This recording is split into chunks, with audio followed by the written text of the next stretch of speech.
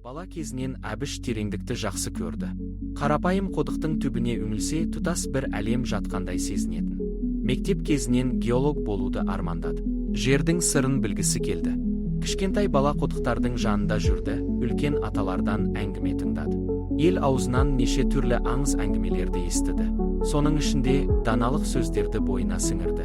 Әр айтылған аңыз, әр көрген бейне оның жүрегінде сақталды. Жылдар өтті. Ол жазушы атанды.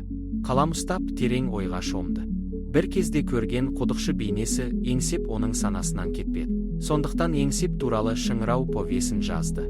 Еңсеп терең құдық қазған, жермен тілдескен, тағдырмен арпалысқан адам. Құдықты қазған сайын өзінің ойына да тереңдей берді. Жалғыздықпен бетпе-бет қалған ойлы сәті кез келген оқырманды ойландырады. Әбіш пен еңсептің ұқсастығы, екеуі де тереңдікті жақсы көрді. Сол бейне шығармасына айналды. Шыңырау. Бұл жай ғана құдық туралы емес. Бұл адамның ішкі тереңдігі туралы. Арман мен тағдыр, табандылық пен жалғыздық туралы. Құдықтың сыртында жазу қалды. Еңсеп өлген. Ал шын мәнінде өлмеген рух. Өлмеген еңбек. Өлмеген ой. Тереңдікке үңілген жан ғана биіктікке көтеріледі.